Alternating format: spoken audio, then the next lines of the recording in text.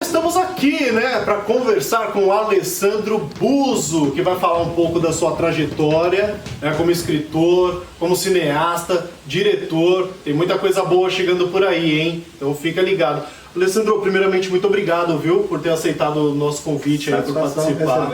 Valeu de todo o coração. Valeu. Conta um pouco da sua trajetória, cara, para nós aí, para o pessoal do Escribas. Muito bacana. Pô, primeiro Escribas é um nome super original, super legal.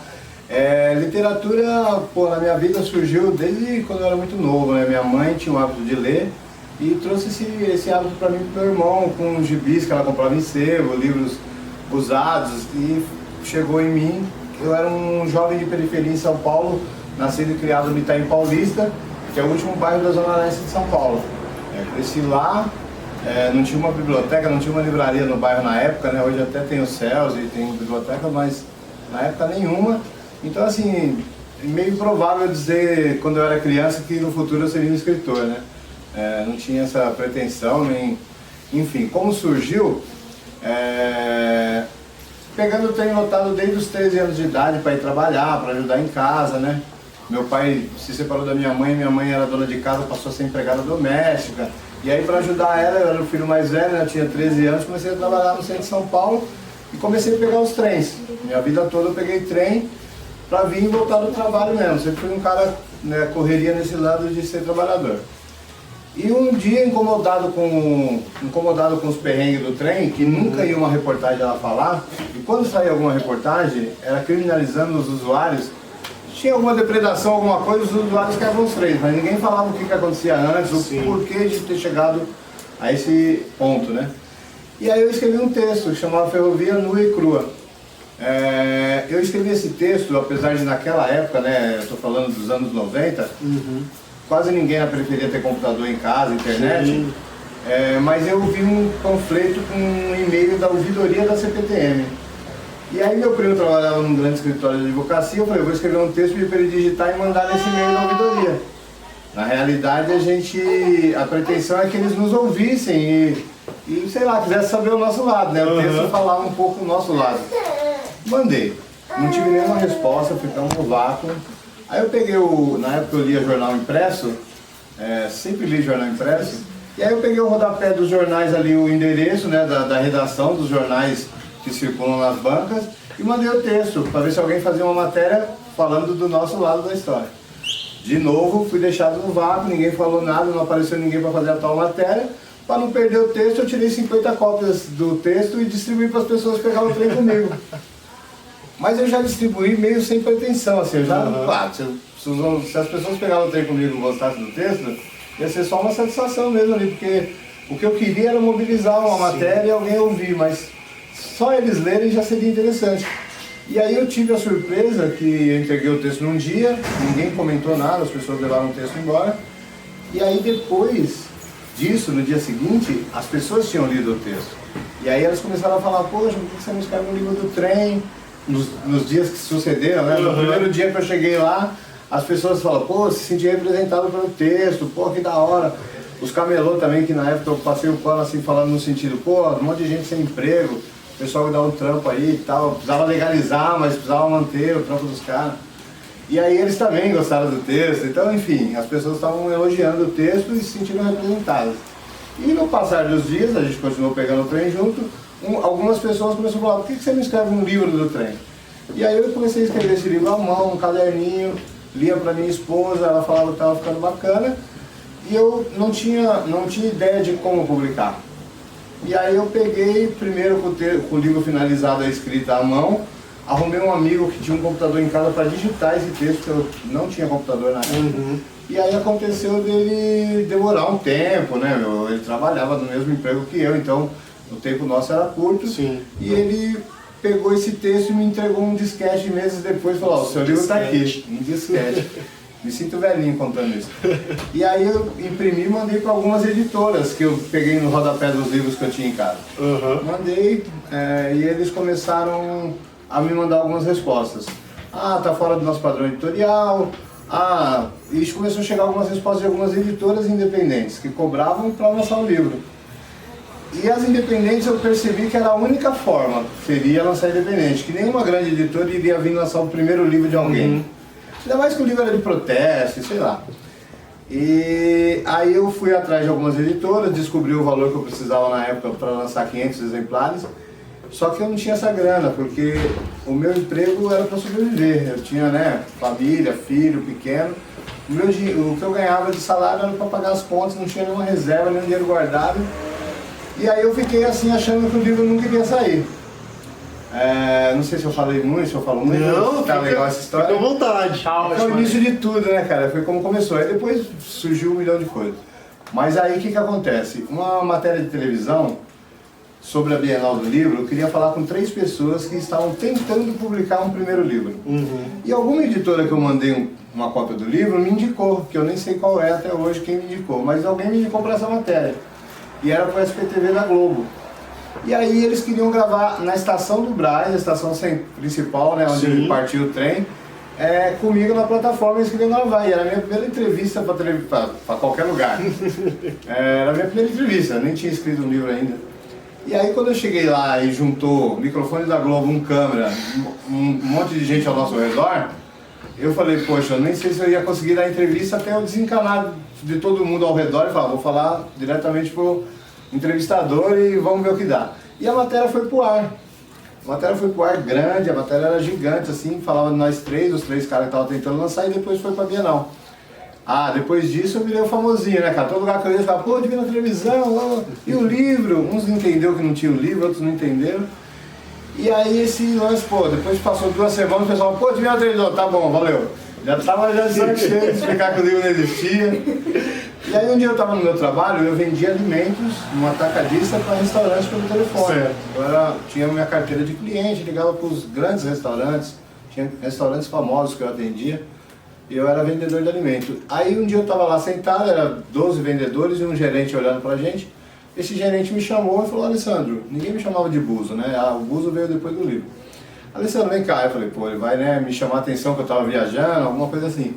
Aí eu sentei na mesa dele, ele olhou para mim e falou, e o livro? Aí expliquei para ele que o livro não existia, ele falou que tinha entendido isso, o que precisava para existir. E aí eu falei que precisava de uma grana, falei o valor para ele, e ele pediu uma cópia do livro e deu pro dono da empresa, era uma empresa razoavelmente grande. E aí esse dono da empresa se propôs a dar 1/3 do que eu precisava. Olha só. Sendo que o valor na época era R$3.000. Ele me garantiu que me dava 1.000 quando eu precisasse desse 1.000 para completar. Sim. Só que eu realmente era um cara muito sem grana. Então eu falei, eu nunca vou ter os dois, nunca vou ter como pegar o 1.000 dele para completar. Fiquei... Continuou na mesma. Até eu pensar diferente, com mais um pouco de otimismo. Eu falei, poxa, eu vou oferecer para alguma editora que eu já conversei esse 1.000 de entrada e se eles parcelarem o resto da dívida, eu vou lançar meu livro. Uma boa saída. Lancei o livro. Virei escritor, catei 500 exemplares de um livro, sem ter a mínima ideia do que fazer com eles. Fiz um lançamento no bairro, no Itaim Paulista. Chamei meus parentes, meus amigos, um grupo de rap que eu conhecia para cantar. E fiz um lançamento. Vendi pouquíssimos livros nesse dia. Fiz um lançamento dentro da empresa, como a empresa ajudou, eles deixaram eu lançar lá na hora do almoço um dia lá e vendeu bastante, quase todo mundo comprou, podia pagar no dia do pagamento. Quando eu vendi para os amigos, para os parentes, sobrou um monte de livro. Eu comecei a circular em eventos de hip hop, nos lugares e pedi a palavra para falar um pouquinho do meu livro. Boa. E aí foi assim que eu virei escritor e gostei do burburinho, saiu algumas, por ser novidade na época, né, mano, eu sou um dos primeiros da periferia a publicar. Nós temos ele aqui? O trem é esgotado, depois veio o Suburbano Convicto, também esgotado, os primeiros livros são esgotados.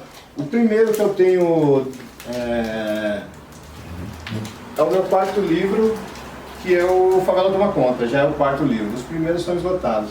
Ó, gente, pra quem não sabe, aqui São alguns dos livros lançados pelo Alessandro, viu? Tenho 14 livros publicados hoje e organizei outros 13. Pega a visão. E aí, cara, comecei a escrever um 2º livro porque eu tinha gostado desse burburinho do primeiro, vender uns livros, era um dinheirinho extra. Enfim, com todos os perrengues, foi um rolê legal. Saí algumas matérias, fui na TV Cultura, saí no Jornal da Tarde, que era um jornal que circulava na época, enfim. Na Caros Amigos, uma matéria de 2 páginas. Olha. Porque era novidade. hoje tem um exército de escritores periféricos que lançam livros e não saem, não tem a devida cobertura de falar como é que os caras chegou lá. Mas na época, por ser novidade, eu tive essa recepção, digamos assim, bacana. Aí comecei a escrever um segundo livro achando que com tudo isso que eu tinha saído de mídia, esse segundo livro sairia mais fácil. Conseguiria um editor e tal, e descobri que nada mudou. Continuei batendo nas portas e ouvindo vários não, então nada mudou. Aí eu já estava meio desiludido, achando que o segundo livro nunca sairia. Quando um dia eu encontrei um cara num evento literário, assim, meio literário, não lembro direito aonde, e esse cara me achava um cara famoso, assim, ele tinha me visto umas matérias minhas e ele achava eu um cara... Ele agenciava uma escritora da periferia também, da cidade de Tiradentes, Cláudia Canto, e o nome dele era Thomas. E aí o Thomas, não, pô, cadê seu segundo livro? Eu expliquei que, pô, não pintou nada. Aí ele falou, não, vou te levar lá na editora que lançou a Cláudia, que ela vai te dar uma moral. E aí, realmente a dona da editora, ela gostou da repercussão que eu mostrei pra ela, dos jornais e tal. É uma repercussão que os autores que ela já tinha lançado até então nunca tinham tido.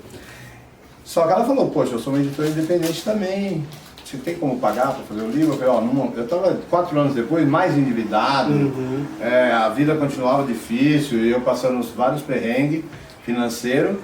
Aí que eu não tinha dinheiro mesmo, eu falei, ó, dinheiro eu não tenho nenhum. Ela falou, mas você faz o que da vida? Eu falei, eu vendo alimento. Ela falou, tá resolvido. Você me dá R$1.000 em alimento, eu te dou R$1.000 em livro. Uau! Aí eu falei, grande ideia, se o meu patrão concordar. Aí cheguei no meu patrão, que por um acaso tinha descobrido que eu era escritor quando um dia ele recebeu em casa o Estadão e eu estava em meia página do jornal. Ele descobriu que eu era escritor, que eu nunca tinha falado para ele. Era outro patrão, não era o que me apoiou. 4 anos depois eu tinha mudado de emprego. E aí esse meu patrão, eu peguei e falei para ele, falei, ó, pô, lancei aquele livro, você viu a matéria do jornal e tal, mas eu queria lançar meu segundo livro, dar uma continuidade nessa carreira aí. Só que eu não tenho dinheiro para lançar, independente, e tem uma editora aí que ela aceita eu mandar R$1.000 em alimento, no preço de tabela, o preço que eu vendia para os meus clientes. E ela me dá os livros. Aí ele falou, se é isso mesmo que você quer, você sabe que vai te apertar um pouco, né? Ele já sabia da minha situação, ele era meu patrão. Aí ele falou, se você quiser mesmo, vamos lá, vamos fazer. E aí eu lancei meu segundo livro pagando em alimento. Olha isso. Reescrevi o livro do trem depois disso, porque tinha acabado os 500 exemplares, foi o único que eu fiz desse primeiro livro. Eu considero que o outro trem é o meu terceiro livro já, porque eu reescrevi, porque eu tinha sido muito romântico no primeiro, como que um cara de 13 anos começou a pegar o trem lotado e viajou naquele universo. E eu queria ser mais contestador, porque o trem continuava horrível. Então, o Trem Baseado em Fatos Reais foi o meu primeiro livro. O Suburbano Convicto, que aí surgiu o nome Suburbano Convicto. Hoje a gente está na livraria Suburbano Convicto, eu uso esse nome desde então. Mas foi meu segundo livro. E o terceiro livro eu reescrevi o trem, passou a ser de Baseado em Fatos Reais, contestando a versão oficial. A versão oficial, que passava na televisão nos horários políticos, era que os trens da periferia tinham um ar-condicionado e música ambiente. Só que lá no Itaim Paulista não tinha chego esse progresso aí. E aí eu contestei isso e fui mais contestador, falei que o trem continuava um mau perrengue e por aí vai. Aí depois disso, dessa trajetória desses 3 livros, que veio o Favela Toma Conta, que também é uma história legal, se você achar legal eu falo como é que pintou. Esse livro, Favela Toma Conta, no caso é meu quarto, eu já estava fazendo uns eventos aí, viajando para outros estados, participando de bienais do livro, fazendo algumas coisas. Eu fui num Fórum Social Mundial em Porto Alegre, fazer uma mesa com Heloísa Buarque de Holanda, que é um puta nome da literatura e do universo literário, da faculdade da Universidade Federal do Rio de Janeiro, uma pessoa super conceituada. E eu contei, ela estava com essa coleção que chama Tramas Urbanas, pela editora dela. E aí, quando eu fiz a mesa com ela, eu contei a minha trajetória. E aí, quando acabou a palestra, ela olhou para mim e falou assim, escreve a sua história que eu publico. Cara, foi como se eu tivesse ouvido música para meus ouvidos, porque todos os livros que eu tinha lançado, eu tinha me endividado para lançar. E ela falou que era só escrever que ela publicava. E ela falou assim, eu tenho uma boa e uma má notícia. A boa notícia é que tem um cachê para escrever o livro, porque a coleção é patrocinada. E a má notícia é que você tem só 3 meses para escrever. Bom, um livro, né, com a minha história, 200... São quantas páginas? Deixa eu ver aqui mais ou menos, 290 páginas, né? 286 páginas. 286 páginas. Quer dizer, para me contar em detalhes toda a minha trajetória, como eu me envolvi na cultura, como eu lancei meus primeiros livros, o que eu fazia antes. Teve uma época antes que eu fui usuário de droga por 10 anos, antes de eu casar, casamento, hip hop, e a própria literatura me resgatou, parei de usar droga. Então assim, tinha tudo isso para ser contado, né? Não era só falar da minha pessoa como escritor, tinha a minha vida antes. E aí, pô, legal, comecei a escrever, vendi alimento, né? Continuei vendendo alimento. E aí, eu fiz um cronograma assim, eu chegava do trabalho, por volta de 7, 8 horas da noite, eu jantava, tomava um banho, jantava e dormia cedo. Colocava o relógio para despertar às 3 da manhã e das 3 da manhã às 5 da manhã, 5 e meia, eu escrevia o livro, todos os dias, para terminar. Eu escrevi o livro e quando dava o horário de eu ir trabalhar, eu ia. Então fiz essa dinâmica. De vez em quando eu batia um sono, cansaço do trampo, caramba. Batia um sono, aí eu lembrava do cachê. Continuou pegando o trenzão lotado, ida e volta, nada muda. Fora o trampo. Fora o dia, das 8 às 18. E aí, cara, aconteceu de eu estar aí nesse momento escrevendo o livro, cansadão. Às vezes eu ficava meio com sono, lembrava do cachê, acordava. Porque, poxa, além de eu lançar um livro assim, sem eu ter que pagar, ainda eu ia receber uma grana, por isso eu achava essa ideia o máximo. E aí quando o livro saiu, eu lembro que esse livro foi um pouco um divisor de águas na minha vida, né? Eu não fiquei rico nem nada, mas eu já tenho essa livraria, eu tenho, né? Minha vida assim, apesar de eu ainda ser um cara que eu tenho que me desdobrar para sobreviver, mas minha vida melhorou, né? Os perrengues que eu já passei na vida. E quando eu recebi esse dinheiro do pagamento do cachê do livro, foi um divisor de águas para mim, porque era a primeira vez que eu não estava totalmente endividado. É a primeira vez que eu recebi um dinheiro que eu não tinha que pagar a conta com o dinheiro todo. Nossa. Aí guardei um pouquinho. Então para mim foi uma divisão de águas que a partir dali minha vida começou a tomar outros horizontes. E aí o que aconteceu depois disso foi que cresceu tanto o cultural que eu não conseguia mais parar no emprego. Era esse mesmo emprego que tinha me dado alimento foi meu último emprego formal. Certo.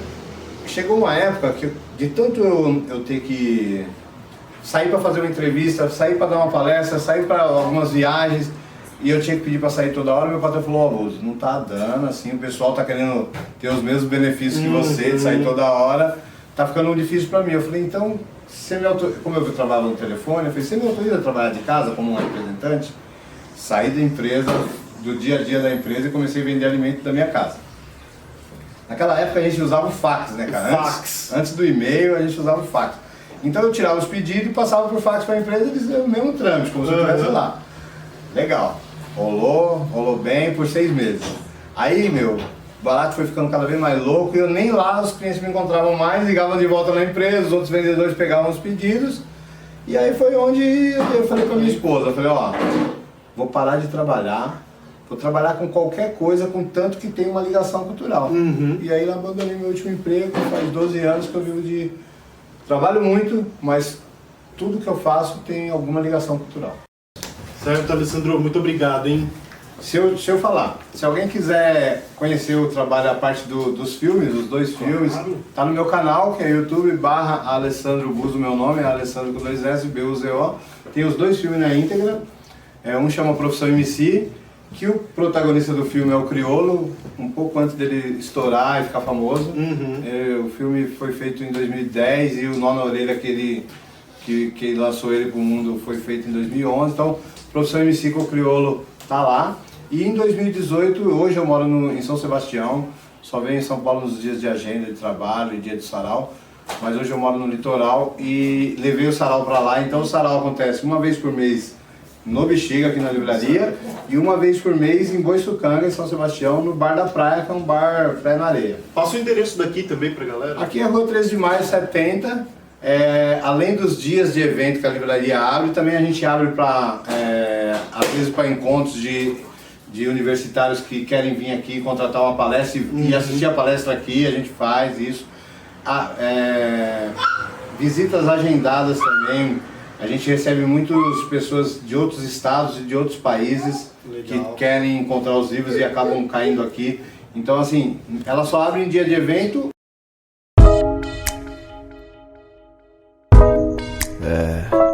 Lembro como se fosse hoje. Foda.